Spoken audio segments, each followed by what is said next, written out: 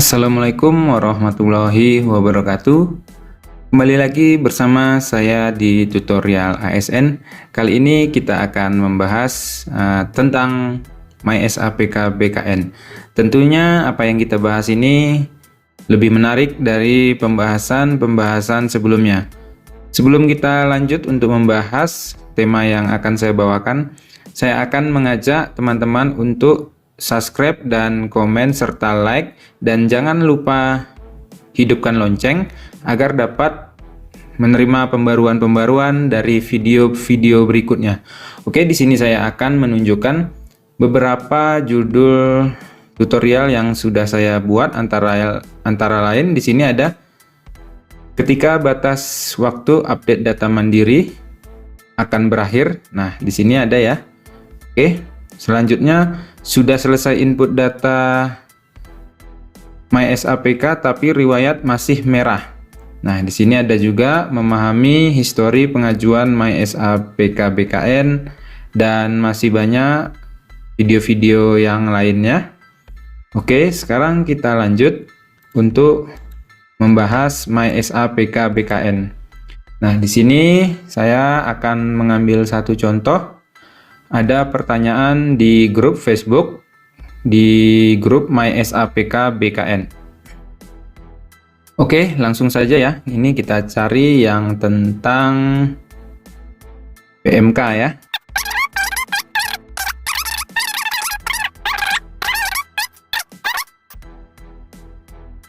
Nah, di sini ya, Bapak Ibu ya, ada sudah terlihat PMK itu apa ya? Lihatnya dari mana?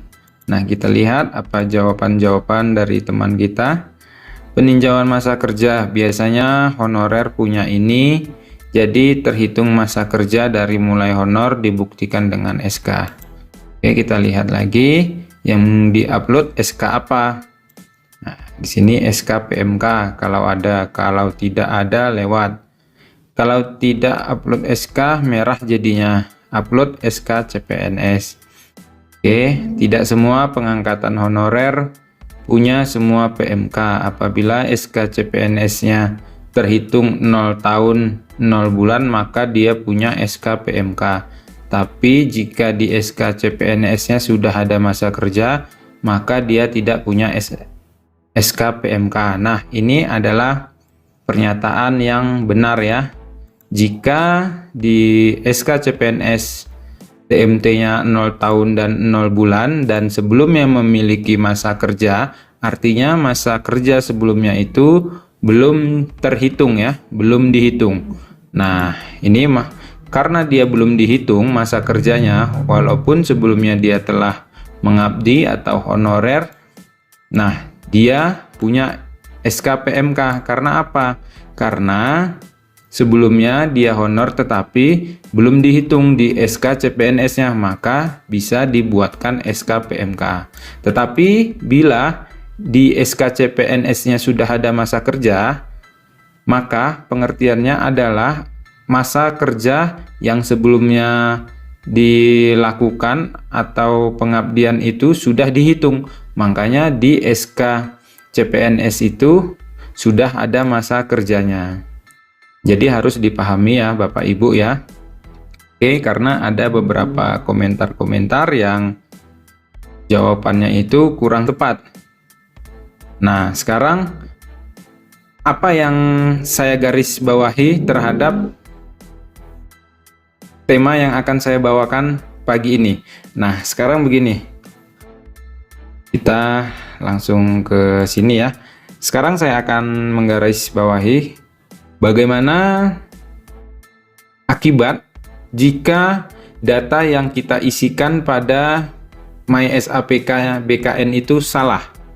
Nah, oke, karena masih saja ada teman-teman atau bapak-bapak ibu-ibu yang mengisi riwayat pemutakhiran data mandiri MySAPK BKN itu salah. Oke, nah apa akibatnya? Sekarang saya akan menjelaskan terlebih dahulu. Sebelum ada MySAPK, BKN telah memiliki sistem, yaitu sistem SAPK ya. Di sini bisa kita lihat SAPK BKN. Nah, yang mana sistem SAPK BKN tersebut adalah sistem kepegawaian di BKN ya. Nah, apa sih perbedaan SAPK dan MySAPK BKN? SAPK BKN itu diisi oleh bidang kepegawaian di instansi masing-masing. Nah, jika MySAPK adalah pemutahiran data mandiri. Jadi, di MySAPK yang sekarang kita memutakhirkan data mandirinya itu secara mandiri, tetapi sebelumnya SAPK BKN itu cara pemutakhiran data mandirinya menggunakan admin dari instansi masing-masing. Nah, seperti itu ya Bapak Ibu. Nah, kenapa dahulu aplikasi SAPK BKN itu di-upload atau pengisiannya dibantu oleh admin di bidang kepegawaian, bukan diisi oleh pribadi masing-masing? Karena apa? Karena dalam pengisian data pegawaian itu tidak boleh salah ya. Maka dari itu, untuk pengisian SAPK BKN sebelumnya harus diisi oleh admin kepegawaian di instansi masing-masing. Oke, nah sekarang kenapa MySAPK BKN diharapkan kita mengisinya mandiri? Nah, itulah perbedaan dari MySAPK BKN dan sistem kepegawaian SAPK BKN sebelumnya. Nah, sekarang apa yang terjadi jika dalam pemutakhiran data mandiri MySAPK BKN ini terjadi input data atau pengisian data yang salah? Nah, tentunya jika data kepegawaian kita yang kita isi itu salah, maka kedepannya akan terjadi permasalahan atau hambatan saat kita mengajukan, misalnya mengajukan kenaikan pangkat atau pensiun atau kegiatan-kegiatan kepegawaian lainnya. Nah, seperti itu Bapak Ibu. Untuk kegiatan kepegawaian bisa kita lihat, ini misalnya apa saja ya. Nah, ini kita bisa lihat di website BKN masing-masing ya. Nah, di sini Bapak Ibu ada kegiatan-kegiatan di bidang kepegawaian, salah satunya yaitu pengangkatan dan pensiun. Di sini ada juga bidang mutasi dan status kepegawaian, ada informasi kepegawaian dan pengembangan supervisi kepegawaian. Nah, salah satunya dari itu adalah kegiatan-kegiatan yang ada di bagian kepegawaian. Nah, jadi sangat miris sekali jika saat kita mengisi MySAPK BKN yang mana pengisian tersebut secara mandiri ya. Artinya kita diharapkan dapat mengisi data kita sendiri. Nah, tetapi yang harus digarisbawahi yaitu bagaimana jika yang kita isi ini salah? Nah, itu sangat fatal sekali. Jadi saran dari saya bagi Bapak Ibu, untuk pengisian MySAPK itu harus hati-hati dan sebelum mengisi harus tahu apa dasarnya. Oke Bapak Ibu, karena jika nanti salah, memperbaikinya itu sangat susah sekali Bapak Ibu. Walaupun nanti setelah ada pemutakhiran data mandiri ini selesai, nanti ada masa-masanya verifikator mengverifikasi berkas input data pemutakhiran data mandiri kita. Tetapi itu tidak semudah yang kita bayangkan Bapak Ibu. Nah, jadi saran dari saya untuk pengisian MySAPK BKN itu harus hati-hati. Nah, dan harus ada dasarnya ya. Jadi sebelum kita mengisi, kita harus belajar terlebih dahulu bagaimana cara mengisinya, bagaimana teknik pengisiannya, semua itu sudah diatur di dalam website pdmasn.bkn.go.id. Nah, sekarang tinggal Bapak Ibu mau membaca atau mau menonton tutorial-tutorial yang ada, bisa dari YouTube, bisa dari Facebook, dan sumber-sumber lainnya. Nah, di sini saya contohkan garis besarnya ya, Bapak Ibu. Sebagai contoh saja, ini informasi update data mandiri hanya dapat dilakukan untuk satu data terakhir, kecuali riwayat SKP, riwayat keluarga, dan riwayat CLTN. Sampai sekarang masih ada juga yang mengisi riwayat pendidikan itu berpikir riwayat pendidikan itu diisi semua. Padahal di sini sudah jelas update data mandiri hanya dapat dilakukan untuk satu data terakhir.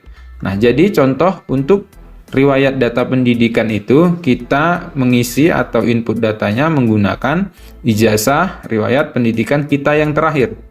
Bukan kita isikan dari awal. Nah, apa yang terjadi jika kita mengisi riwayat pendidikan kita dari yang pertama? Contohnya, kita memiliki riwayat pendidikan sarjana S1. Tetapi yang kita input, yang kita tambah baru itu kita mulai dari SMP atau SMA. Nah, setelah kita mengupdate atau menambah baru riwayat pendidikan kita SMA, sedangkan yang kita miliki yaitu yang terakhir sarjana S1, maka nanti untuk riwayat pendidikan sarjana itu tidak bisa kita tambahkan lagi. Karena apa? Karena riwayat pendidikan itu hanya dapat diisi satu kali. Nah, di sini kan sudah jelas hanya dapat dilakukan untuk satu data terakhir.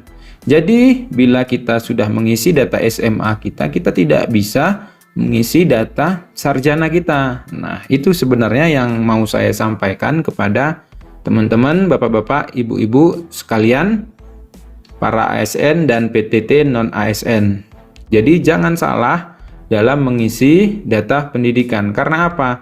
Nanti jika salah dalam mengisi riwayat untuk MySAPK BKN, kita sulit untuk mengakses data kepegawaian kita, bahkan untuk kenaikan pangkat atau kegiatan-kegiatan kepegawaian yang berhubungan dengan kepegawaian di BKN itu sangat susah sekali. Karena apa? Kita harus memberikan data yang benar-benar valid, yang benar-benar dapat dipertanggungjawabkan.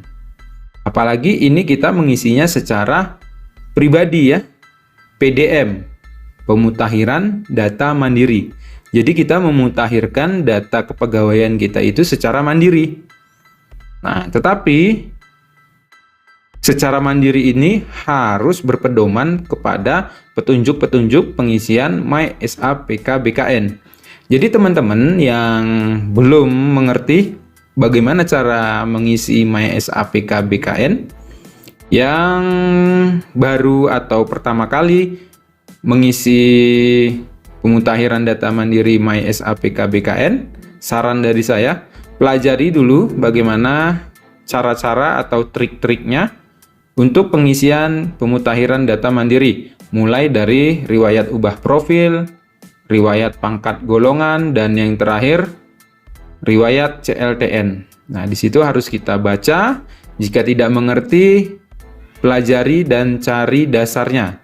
Jangan bertanya kepada teman di grup atau di tempat yang lain. Karena apa? Jika bertanya di grup atau sumber-sumber yang lain, itu terkadang jawabannya itu ada yang benar dan terkadang ada juga yang tidak benar.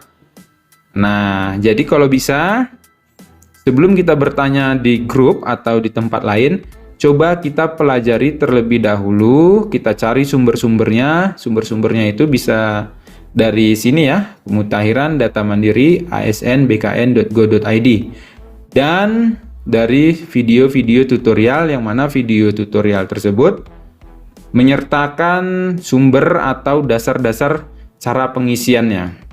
Nah, seperti ini. Bila ada video yang membawakan tutorial tentang MySAPK untuk pengisian riwayat dan menyertakan cara atau dasar untuk pengisiannya, misalnya ini, untuk mengisi riwayat pendidikan yang kita isi adalah riwayat pendidikan yang terakhir. Dan selain riwayat keluarga, riwayat CLTN, dan riwayat SKP, itu kita hanya mengisi karena riwayat keluarga dan riwayat CLTN dan SKP itu dapat diisikan lebih dari satu kali. Nah, untuk dasar pengisiannya, ini sudah ada dasar pengisiannya dari PDM asn.bkn.id. Nah, jika seperti itu, video yang dibawakan artinya dapat dipertanggungjawabkan karena ada dasarnya. Nah, dalam membawakan video-video tutorial itu ada dasarnya ya. Jadi, seperti itu saran dari saya agar dalam kegiatan kepegawaian kita di kemudian hari tidak terjadi masalah. Karena lebih baik kita belajar daripada kita memperbaiki kesalahan kita di kemudian hari. Nah, seperti itu saran dari saya. Apa yang terjadi jika yang kita isikan pada MySAPK BKN itu salah? Jadi pelan-pelan dalam pengisiannya, pelajari dasar-dasarnya, persiapkan bahannya. Nah, jika tidak mengerti dapat sharing di grup atau forum-forum MySAPK BKN. Oke, sekian dari saya. Semoga bermanfaat video ini. Salam satu data. Datamu, tanggung jawabmu. Assalamualaikum warahmatullahi wabarakatuh.